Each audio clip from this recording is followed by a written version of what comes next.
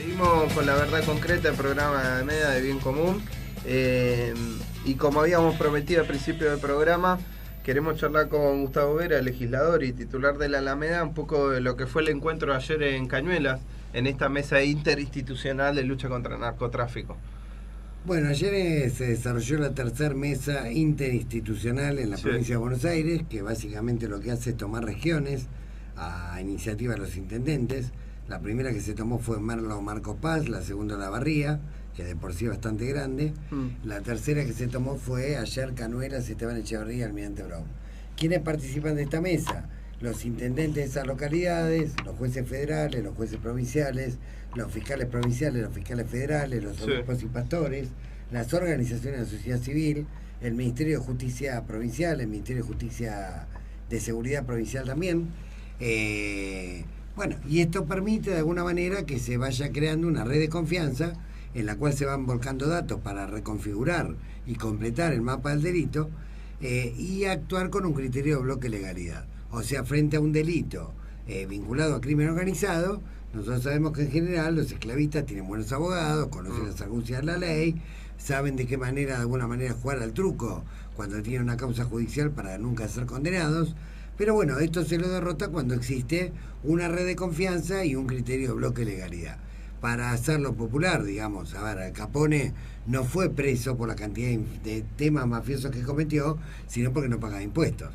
Vamos a un tema local, en la década del 90, el fiscal Campagnoli investigó cuando todavía no existía la palabra trata en el Código Penal, digamos, y cuando todavía no estaba encuadrada jurídicamente. Campagnoli atacó a los proxenetas y tratantes de la noche, los investigó, incluso los encarceló, como el caso de Conde y otros, Mercedes, que aplicó un criterio de bloque de legalidad. Se entró por leyes de instrucción, por leyes federales, por leyes contravencionales, articulando con otros jueces y fiscales. Es decir, básicamente el concepto es que somos todos buenos, pero si nos controlamos somos mejores, y un criterio de bloque de legalidad. O sea, frente al hecho fáctico de que hay una cocina de narcotráfico, de que hay un desarmadero, de que hay un lugar donde explotan menores, de que hay un prostíbulo, actuamos y en función de los antecedentes previos en el fuero provincial y en el fuero federal, vemos cuál es la táctica más conveniente para poder desmantelar de alguna manera ese antro y a la vez incautarlo y reutilizarlo socialmente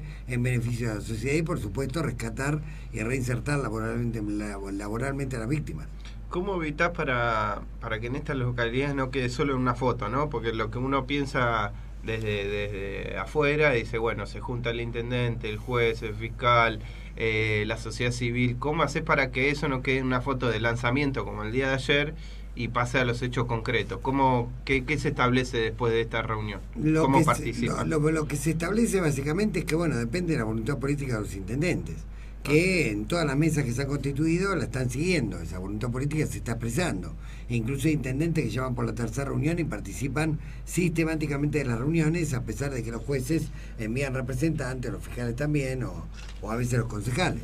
Si existe voluntad política, claramente se puede avanzar. Claro. Lo que sí vamos a saber en el transcurso y de venir de estas mesas es cuánto había de problemas de falta de coordinación y cuánto había de problemas por la dualidad del fuero para combatir estos delitos y cuánto había de complicidad. Obviamente. Hoy te escuchaba en el tema de narcomenudeo y narcotráfico, esa diferencia jurídica, cómo está dejando un limbo de actuación, ¿no?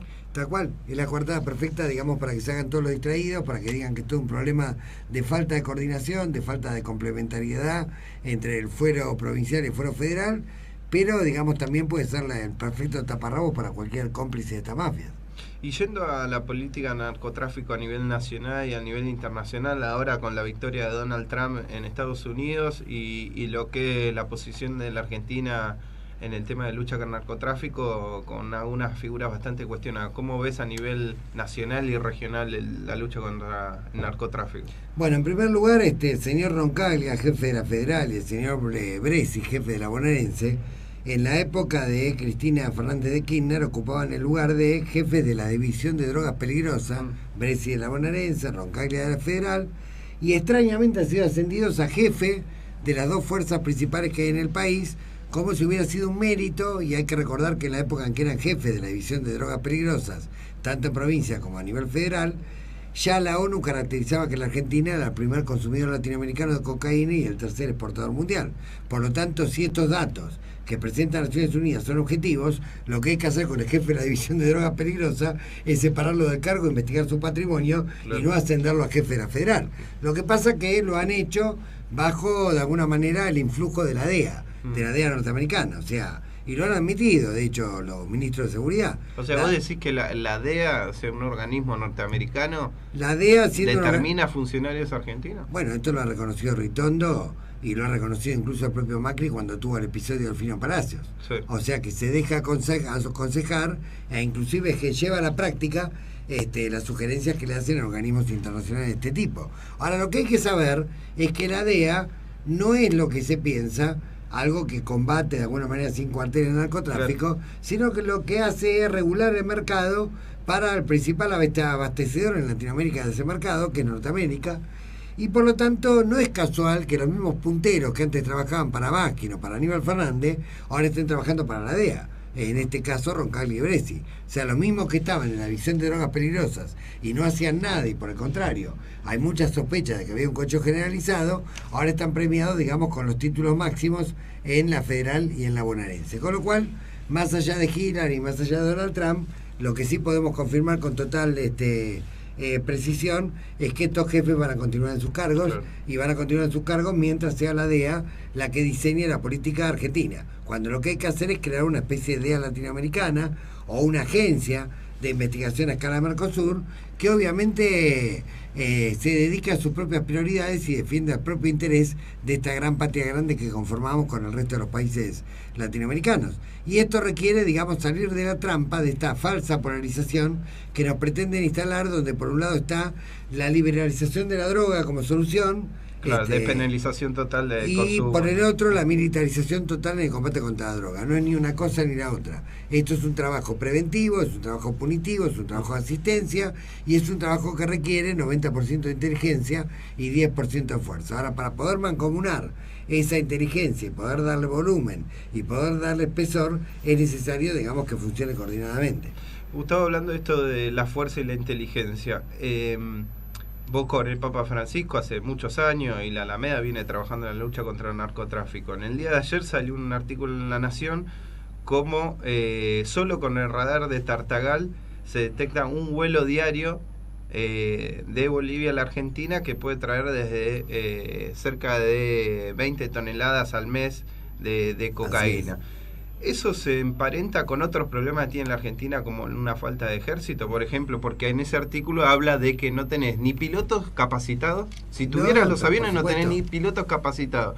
O sea que quedaron los heroicos pilotos de la guerra de Malvinas y nunca más volvimos a tener ejército. No, por supuesto. Lo que ha habido ha sido en nombre de... A ver, yo estoy totalmente de acuerdo en la derogación de la ley de punto final, de obediencia de vida, que todos los genocidas vayan presos, sí, que sean investigados, que sean separados de la fuerza.